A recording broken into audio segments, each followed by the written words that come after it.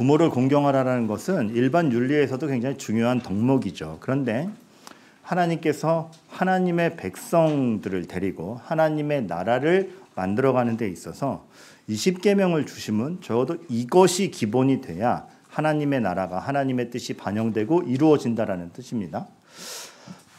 그러니까 우리가 부모를 공경하라라는 말씀에서 볼 수 있는 것은 사람의 시선으로 볼 때 효의 개념 이상의 것이 있음을 인지해야 됩니다. 그리고 실제로 그렇고 그 부모를 공경함이 왜 생명의 진리라는 생명의 문제까지 이어지는지 하나님이 무엇을 두고선 그런 말씀을 하시는지를 우리가 보아야겠습니다. 그래서 오늘 볼 것은 부모를 공경하라는 그 일반적 윤리의 덕목 이상으로 기독교인이 가져야 될 하나님에 대한 시선 그리고 조망을 좀 보아가면 좋겠습니다. 좀 4가지 정도로 요약할 수가 있겠는데요. 먼저 첫 번째는 이겁니다. 이 계명으로 인해서 수직적 구조를 알게 됩니다. 그런데 저는 이런 생각이 들어요. 수직적 구조라는 말에 알레르기를 일으키는 게 현대인들인 것 같아요. 다 평등하고 누가 위에 있고 누가 군림하는 것이 아니라 다 평등해야 되고 수직적 구조라는 게 말이 되냐. 이 정서가 좀 강한 것 같습니다. 예, 맞는 말씀입니다.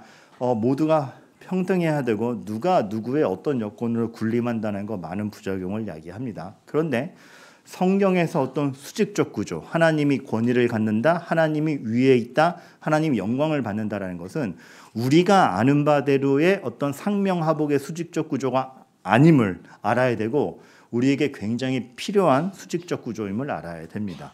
그래서 오늘 부모를 공경하라 이 말씀을 통해서는 그저 이렇게 우리의 시야에서의 평등함을 낮춘다는 말이 아니라 우리의 시선이 우리의 시야에서 이렇게 일직선으로 가로로만 보는 세상에서 하나님께서 부모를 공경하라는 말씀을 줌으로 인해 우리 위에 권위가 있음을 바라보게 되죠.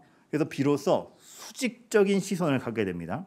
근데 이게 조금 전에 말씀드렸듯이 우리가 수직적 구조 그러면 위 아래가 나뉘니까 상명하복 위에서 명령이 떨어지면 복종해야 되라는 그런 권위주의적인 개념을 생각하기가 쉬운데 우리는 이걸 알아야 됩니다. 하나님께서 공경하라라는 권위를 보여주심으로써 우리 시선이 아니라 위를 보게 하심은 내가 니네 위에 있으니 군림하겠다라는 개념보다 우리의 어떤 그 조악한 상상력 앞에 더 큰 시야를 더하는 말씀인 것을 보아야 됩니다. 우리가 우리에게 주어진 것으로만 모든 것을 판단하고 생각하고 결론을 내릴 때에 정말 조악한 상상력이고 더 깊이 있는 의미를 알지 못하고 그저 앙심과 그 우리끼리의 다툼으로 끝날 가능성이 큽니다. 그러나 하나님께서는 부모를 공경하라라는 말씀을 주심으로 우리가 복종해야 될 권위가 있는데 그 권위를 쳐다봄으로써 우리가 전혀 다른 시야를 내가 갖고 있는 시야 넘어서의 더 높은 것을 보게 합니다. 그러니까 예를 들어 이런 거죠. 요셉에게 있어서 이 부모를 공경하라는 말씀이 요셉에게 주어졌다면 요셉은 그거를 쉽게 납득했을까요? 요셉에게 야곱은 공경할 대상이었을까요? 힘들었을 겁니다. 요셉이 야곱을 생각할 때 어떤 생각이 들겠습니까? 야곱을 정말 오랜만에 이집트에서 다시 만났을 때 요셉은 도대체 당신이 아버지로서 해준 게 뭐가 있어? 형들이 나 따돌리고 나 이렇게 죽이려고 그럴 때 당신은 왜 날 보호 못해서 내가 이렇게 팔려간 것도 모르고 그저 내가 죽은 줄 알고 찾지도 않은 당신이 아버지로서 나에게 해준 게 뭐가 있어? 라는 생각이 먼저 들지 않겠습니까? 한탄과 앙심이 먼저 나오지 내 부모를 공경하라는 말씀 앞에 요셉은 굉장히 자유롭지 못했을 것입니다. 하지만 제가 지금 말씀드린 바 하나님께서 부모를 공경하라는 말씀을 통해서 주시는 것은 공경할 만해서 내가 납득이 가기 때문에 공경하는 게 아니라 그 너머의 하나님을 보라는 거죠. 우리의 시선 너머의 하나님을 보라는 거죠. 요셉은 그것을 봤습니다. 그러했기에 야곱을 만났을 때 앙심을 품은 것을 던지거나 한탄을 던진 게 아니라 하나님이 나를 먼저 보내사 모든 민족을 구원하게 하셨다. 하나님이 악을 선으로 바꾸사 주의 뜻을 이루셨다라는 말씀이 나오는 거죠. 즉 요셉에게 있어서 공경하라는 야곱이 존경할 만해서라기보다는 하나님께서 이 모든 것을 다스리신다는 확신이 있기 때문에 그 관용과 너그러움이 나올 수 있었다라는 것. 그리고 그것으로 말미암아 아버지 야곱에게도 뭉쳐 있을 수밖에 없던 한된 일들을 하나님의 은혜로 풀어줬다는 것을 우리가 보게 됩니다. 가만 보면 우리는 누구를 공경한다? 꼭 공경 아니래도 친구를 만들 때에도 어울릴 만한 사람만 어울리죠. 그렇죠? 사실 보면 우리는 굉장히 많은 조건을 우리가 정합니다. 공경의 조건을 우리가 정해요. 어울릴 만한 조건을 우리가 정해요. 할 만한 일들 내가 정해요. 내 마음에 안 들거나 납득이 안 가면 공경치도 하지도 합류하지도 않습니다. 그런데 오늘 말씀은 공경의 조건을 하나님이 주시는 것이죠. 거기서 정말 네가 쫓아갈 수 있겠는가? 너의 시선보다 하나님의 시선이 크며 하나님이 행하시고 있는 일들이 무엇인지를 생각해 보겠느냐는 거죠. 납득이 안 가는데 어떻게 공경합니까? 너의 납득을 넘어서는 가치를 보게 되는 성숙을 나는 바란다. 하나님이 부모를 공경하라라고 하면서 위로 시선을 내뿜으면서 우리에게 주시는 말씀은 조악한 우리의 상상력과 우리만의 시선이 아니라 하나님의 시선에서 우리가 가까워지기를 바라는 것, 그러한 가운데 하나님의 권위를 인정해가는 것, 보시는 것, 우리가 먼저 알아야 될 겁니다. 두 번째는 이 말씀이 뜻밖의 우리에게 안심과 자존감을 줍니다. 어떤 의미에서 안심과 자존감이냐 하면 내 부모를 공경하라, 어떤 권위를 생각하게 되는 거죠. 그 권위 앞에 내가 공경을 표출해야 되니까, 아까도 얘기했지만 성경에서 권위라는 개념은 내가 누구의 지배를 당한다라는 것이 초점이기보다 내 인생이 누군가의 보호 가운데 있구나가 초점입니다. 그것이 하나님의 권위요, 실제로 하나님이 이스라엘에게 행하신 것이며 하나님이 지금 우리에게도 하나님 영광 받으신다라는 게 바로 그 하나님이 너희 편이며 너희 인생을 바른 길로 인도하시며 그 하나님께서 역사를 이끌고 가신다라는 것, 그거 생각할 줄 아는 것이죠. 그래서 가만 보면 여러분, 예수님께서 이스라엘을 보시면서 한탄해하시는 장면 중에 어떤 말씀이 있습니까? 목자 없는 양 같음을 한탄하시죠. 우리가 양떼가 목자가 있는 양떼와 목자가 없는 양떼, 누가 더 안 됐습니까? 누가 더 안 됐습니까? 왜 두 번 물어요? 대답을 하는 거예요. 목자 없어서 자유로운 게 아니라 갈 바를 알지 못하죠. 그렇죠? 목자가 없기 때문에 불안정하죠. 목자가 있다라는 건 목자한테 양떼가 옥죄어서 굴복당했다가 아니라 갈 길을 알며 보호받으며 누락된 양떼를 99마리 양이 무사히 와도 한 마리가 누락되었으면 그 한 마리를 찾으러 가는 목자가 있음으로 인해서 우리가 안심할 수 있다는 뜻이 됩니다. 주님께서 이스라엘을 보시며 혹 우리 인생들을 보시며 목자 없는 양 같음을 한탄하신 것은 뒤집어 얘기하면 정말 우리의 목자가 되고 싶어하는 것, 그리고 그러한 다스림과 보호를 담보한 권위이기 때문에 내 부모를 공경하라라는 말씀은 우리가 누군가의 권위 아래 있구나, 나를 보호하는 손길이 하늘로부터 있구나를 아는 것입니다. 그것이 여러분에게 진짜 믿음이기를 바라요. 근데 우리는 하나님이 나를 다스리고 보호한다라는 그 사실, 하나님의 원리가 정말 내 인생을 안전한 길로 가게 한다라는 사실에 대한 체감도가 너무 떨어집니다. 어떤 점에서 그러한 것들이 되냐 하면, 제가 한번 여러분이 체감하실 수 있게 이런 질문을 드려볼게요. 돈을 모으는 것과 어른을 공경하는 것, 무엇이 내 인생을 책임질 겁니까?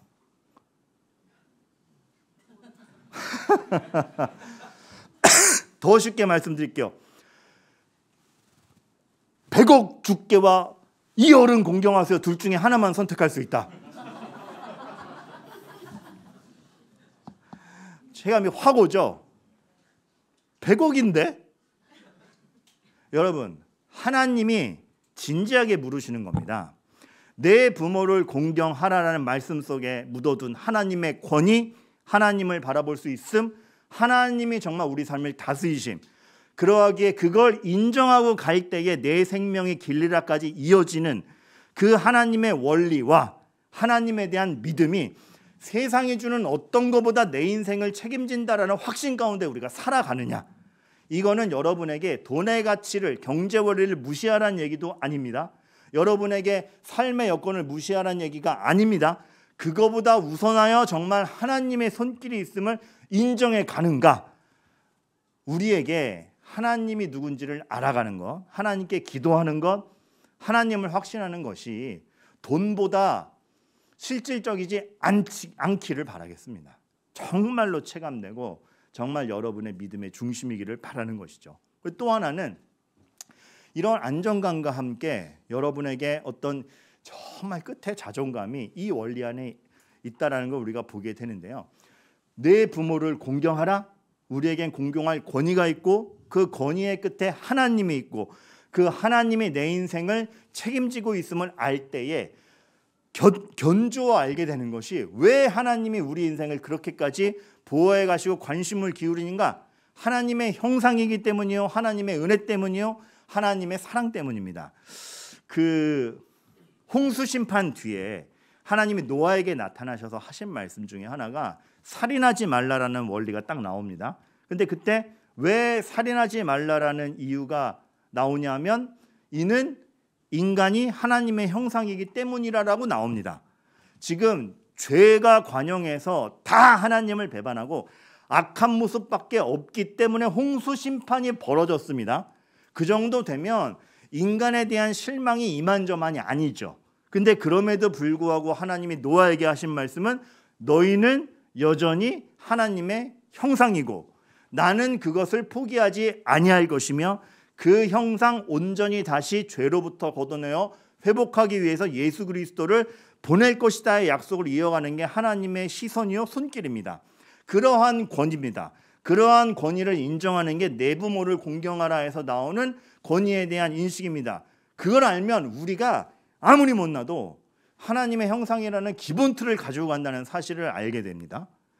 우리는 너무 우리 인간의 정체성을 내가 뭘 가졌느냐, 우리의 여건으로 맞추는데 능숙한 우리들인데 오늘 제가 이 말씀을 통해서 여러분에게 말씀드리고 싶은 것은 여러분의 정체성은 하나님의 형상이라는 거에 대해서 것에서 결정된다는 걸 아시기 바랍니다. 아무리 비천해져도 아무리 힘들어도 아무리 자존감이 떨어져도 하나님의 형상이라는 기본 틀은 가져간다라는 사실. 그래서 여러분에게 낙심보다 그 순간에 하나님을 기억하고 붙잡아야 되는 이유, 하나님 앞에 내 인생이 얼마나 소중한지에 대한 이유. 야, 이 말이 배경음악과 함께 나오니까 얼마나 멋있어요. 이게 지금 몇 주째 주요 포인트에서 이게 계속 배경음악이 나오는 게 정말 하나님의 섭리라 생각이 됩니다. 그러자는 지금 제가 뭔가 좀 오늘은 예화도 별로 없고 그래가지고 좀 스펙타클했으면 좋겠다라고 했는데 이렇게 효과까지 넣어주시니 얼마나 감사한지 몰라요. 진짜 그렇습니다. 여러분 이 순간을 기억하시기 바라요. 예? 정말 이 바다와 같이 펼쳐진 이 배경음악 기억하시면서 여러분의 인생이 무엇으로 자리매김하는지를 진짜 보시기를 바랍니다. 하나님이 여러분을 포기하지 아니하셨는데 여러분을 저평가할 것이 세상으로부터 있지 않습니다. 그런데 우리는 너무나 민감하게 주어지는 여건으로 우리 자신을 판단합니다. 누군가의 호응, 누군가 내 편을 들어주니 안 들어주니 등등등. 여러분의 마음의 중심을 잡아주는 굳건함이 진짜 하나님으로부터 있게 되기를 간절히 바라는 것이죠. 세 번째, 이 부모를 공경한다라고 했을 때 여러분의 시설은 그저 여러분의 눈높이와 여러분이 판단하는 것에만 있지 않고 역사적 시각과 질서와 목적을 아는 시각을 갖게 됩니다. 부모를 공경하라는 말씀을 통해서 우리가 알아야 되는 중요한 원리 중에 하나가 나는 스스로 존재하지 않는다라는 겁니다. 어떤 철학자가 이런 말을 했죠. 사람의 이 신체 부위가 정말 사람을 겸손하게 한다. 어느 부위게요? 1번 눈, 2번 코, 3번 입, 4번 귀. 어느 거게요? 어느 거 같으세요? 다시요? 눈, 코, 입, 귀인데 그렇게 어려웠나요? 1, 2, 3, 4. 코, 입 이거 한 것도 아니고 내가. 눈, 코, 입, 귀 어디? 정답은 여기 없습니다. 배꼽입니다. 탯줄을 자른 자국. 내가 마치 내 인생은 내가 내 실력으로 이끌고 가는 것 같고 내 인생의 주도권은 내가 가진 것 같지만 배꼽을 보면 우린 겸손해지죠. 누구로부터 왔구나. 내가 스스로 내 능력으로 이 자리에 있지 않구나. 지극히 겸손해져야 됩니다. 그런데 우리는 마치 내가 존재하는 지금 이 순간에 내 움직임으로 마치 내가 왕인 것 같이, 내가 다 컨트롤할 수 있는 것 같이, 내가 전부인 것 같이 오만하며 이기적으로 행동을 하죠. 그렇지 않습니다. 누구로부터 왔습니다. 그리고 누구로부터 왔다라는 거에 최종 끝으로 가면 하나님이 있습니다. 하나님 없이 우리가 스스로 존재하지 않음을, 그러하기에 하나님의 권위를 생각해야 되면 우리가 겸손히 깨달아야 됩니다. 그런데 이 문제는 겸손한 역사적 시각일 뿐만 아니라 안심의 역사적 시각이기도 합니다. 왜냐하면 그렇게 나를 만드신 하나님, 누구로부터 내가 나왔는데 그 누구로부터가 부모님이요 그 부모님을 만드신 하나님인 것을 안다면, 우리 인생은 툭 던져진 존재가 아니라 질서와 목적 가운데 하나님이 주목하시고 보호하시고 다스리는 질서와 목적 가운데 가는 인생이구나. 그렇기 때문에 내가 당면하는 일들이 하나님의 사람으로 만들어지는 과정이며 나의 존재를 누구도 하찮게 볼 수 없구나라는 그 안심의 시선이 오는 것이죠. 그 어떤 신학자 한 분께서 이런 얘기를 했습니다. 여러분, 예정론이란 단어를 들으셨는지 모르겠어요. 어려운 개념이긴 하지만 하나님께서 우리를 예정하여 데리고 가신다라는 말이 잘못 이해하면 운명론 같지만, 그래서 그 어려운 개념이기 때문에 어떤 신학자분께 물었어요. 예정론의 반대가 무엇입니까? 우리 인생이 그냥 툭 우연히 던져졌다고 생각하는 것이다. 그만큼 하나님께서는 여러분을 면밀한 손길로 다스려 가시고 여러분들을 아시며 그러기 때문에 질서와 목적 가운데 가져가는 것이고, 그러한 질서와 목적과 하나님이 나를 얼마나 소중히 여기시는가를 인정하는 태도에서 내 부모를 공경하라가 나오는 거죠. 그 2부 때도 같은 질문을 드렸는데 제가 이거와 관련해서 작년 초쯤에 하루라는 영화를 설명해 드린 적이 있어요. 혹시 기억나시는 분? 그 손 들라 그러면 또 안 들 거니까 기억나시는 분 눈 한번 깜빡? 절반이 안 되네요. 그리고 이제 새로 오신 분도 있어서 하루라는 영화가 있는데 지금은 장동건의 아내가 되신 고소영 최고의 역작이라 생각이 됩니다. 고소영 씨가 애 엄마로 나오는데 애를 출산하기 직전인데 의사로부터 천청병력 같은 소리를 듣습니다.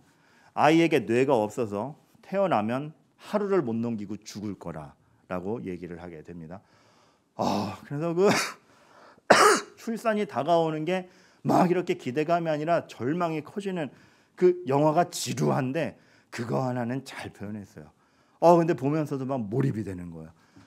그래서 진짜 얼마나 안타까운지 몰라요.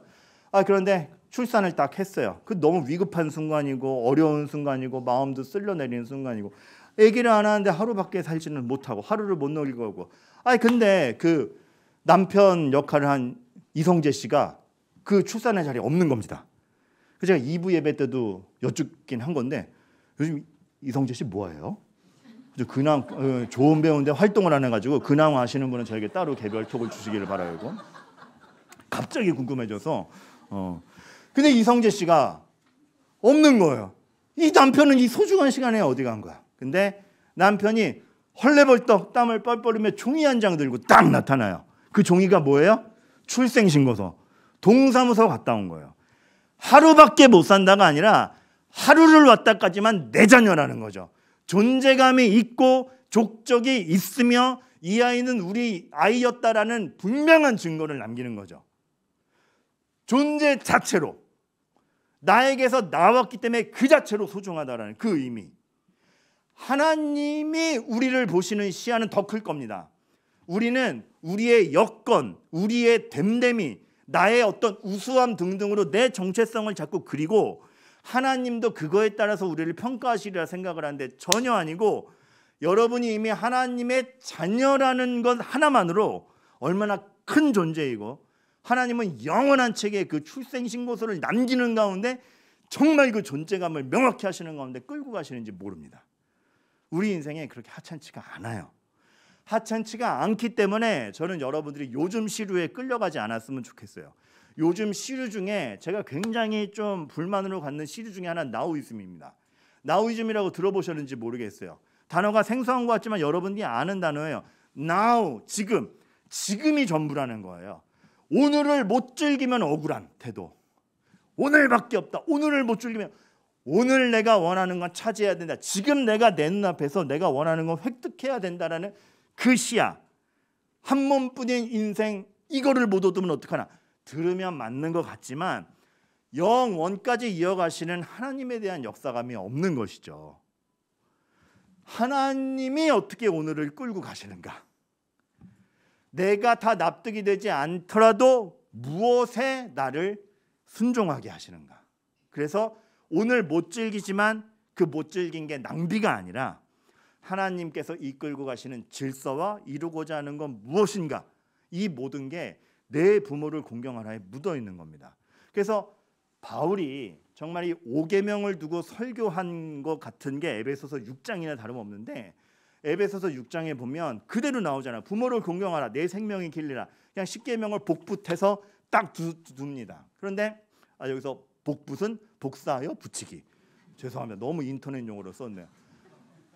쫙 나오는데 뜻밖의 바울이 그 뒤에 이어가는 설교와 적용은 가정 안에서의 일뿐만 아니라 사회의 모든 권위를 얘기함으로써 이 내 부모를 공경하라는 계명이 단지 가정 내의 질서가 아니라 하나님 나라의 전반을 걸쳤을 때 사람이 가져야 되는 시야를 얘기해요. 그래서 어떤 말씀까지 나오냐 하면 종들아 성실한 마음으로 상전에게 순종하기를 그리스도께 하듯 하라.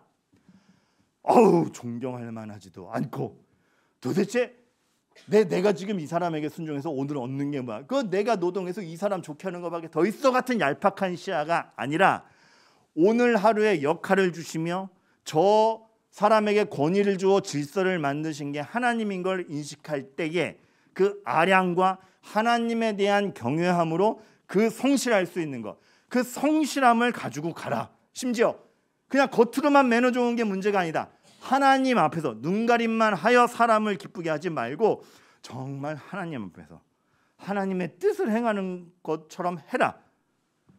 제가 아는 교수님이 젊을 때 아르바이트를 했는데 아르바이트 하는 사장이 너무 못되게 굴어가지고 하루는 안 나갔대요. 안 나갔더니 그 교수님의 아버지가 묻더라도 아르바이트 시작하지 않았냐?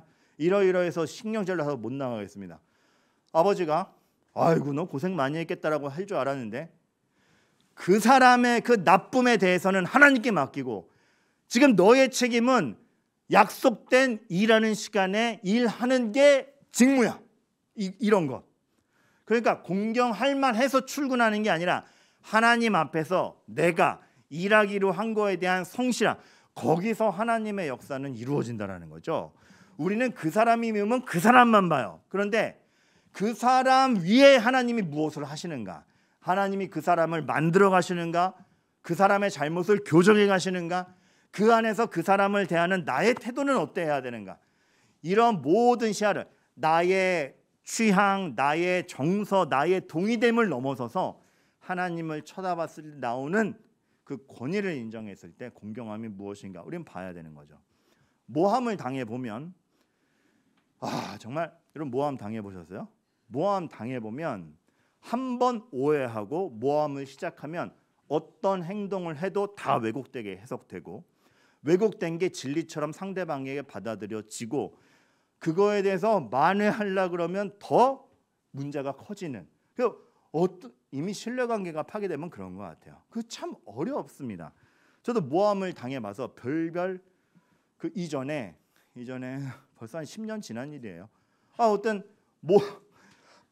그러니까 정황상 그 사람에게 그렇게 여겨진 건데 저는 그냥 그런 일을 겪었을 뿐인데 자기 식대로 해석해서 모함을 시작하는데 너무 짜증이 나더라고요. 억울하고 짜증나고 대적하고 싶고 복수하고 싶고 그런데 거기서 말하는 낱낱하나 다 그냥 나도 꼬투리 잡아가지고 항변을 할 수 있었겠지만 그런다 그래서 상황이 나아지지 않고 설득이 되지도 않습니다. 진흙탕 싸움이 될 뿐이에요. 물론 분명한 악의를 가지고 저지르는 범죄에 대해서는 정말 맹렬히 맞서야 되고 법적 대응을 해야 되고 분명히 악을 처단하는 건 필요합니다. 그런데 그러한 극단적인 경우 말고 우리가 그냥 일상에서 겪을 수 있는 걸로 생각을 하자라면 그러한 때에 우리가 모함 앞에 같은 모함의 마음으로 대할 것이 아니라 하나님을 생각하면 해석이 달라질 수 있다는 것이죠. 저 사람은 어떠한 상처가 있길래 이렇게밖에 생각할 수 없었을까? 그때 그런 생각이 드는 순간 원수 같은 자가 긍휼의 대상이 되는 겁니다.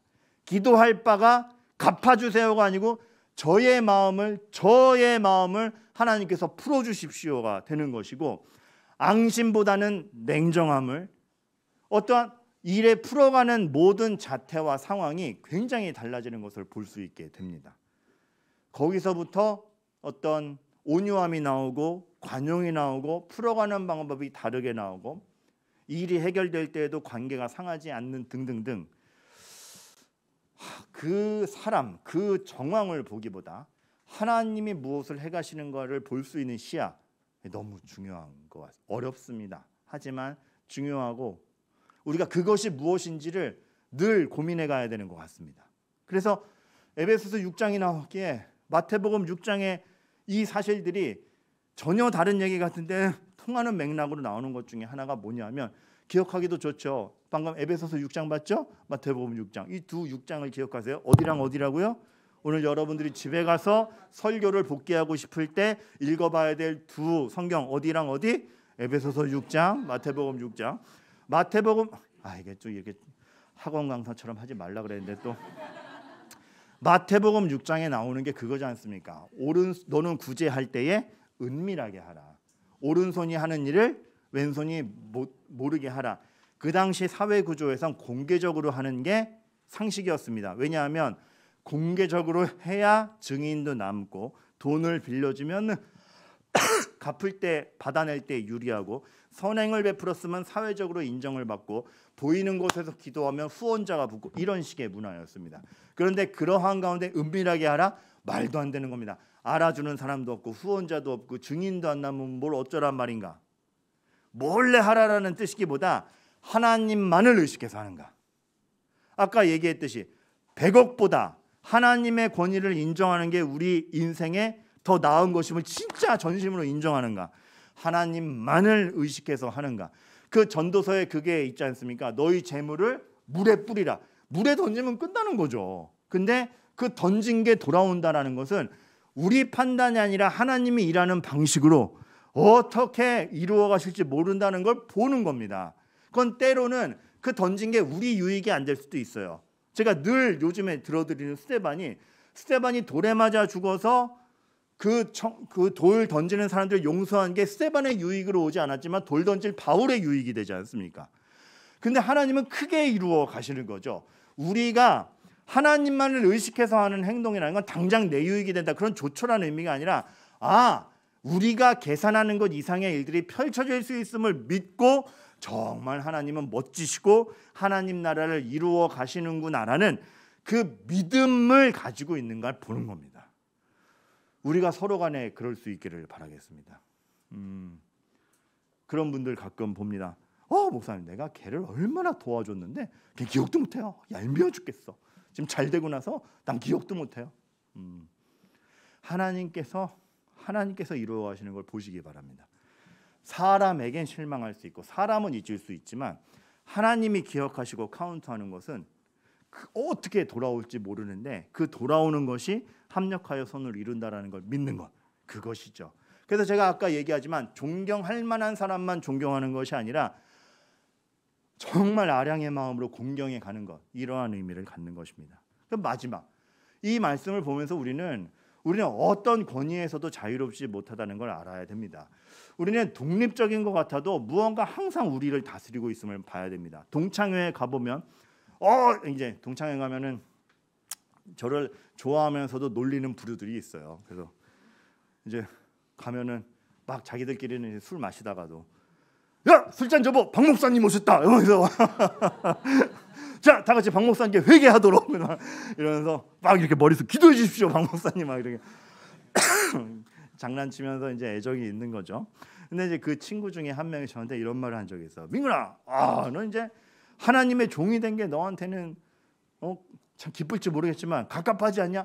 나는 이렇게 자유롭다. 나는 어느 곳에도 얽매이지 않고 이렇게 자유롭게 살아가고 있다라고 얘기하지만 그 친구에겐 하나님이 없어서 자유로워 보이지 모르지만 유흥과 욕심과 돈이 주인인 걸 봅니다. 미안한 얘기지만 우린 독립적인 것 같아도 하나님 빼면 자유로운 게 아니고 다른 것이 차지해서 우리를 다스려요. 근데 그 다스림을 우리 착각의 자유로움이라고 착각하는 거죠. 아담과 하와가 사탄의 다스림을 받고 선악과 따먹은 걸 자유로움으로 인식한 것 같이, 나 이제 하나님 명령대로 안 하고 내 맘대로 할 수 있다. 그게 하나님으로부터 자유로운 게 아니라 사탄의 종속된 걸 모르듯이 우리는 독립적인 것 같아도 무언가 우리를 다스리고 있습니다. 그래서 내 부모를 공경하라는 계명을 통해서 그 우리를 다스리는 것이 하나님의 권위인가 생각하게 만드는 거죠. 그거를 알아갈 때 내 생명의 길리라가 나오는 겁니다. 그 인생의 보장됨이 여기서 나오는 것입니다. 저는 여러분들이 이것을 진정으로 확신해 가기를 바라겠고, 여러분의 인생에서 하나님과 하나님 권위를 인정해 가는 것이 무엇인지를 진정으로 날마다 깨달아 가시기를 주님의 이름으로 축원합니다.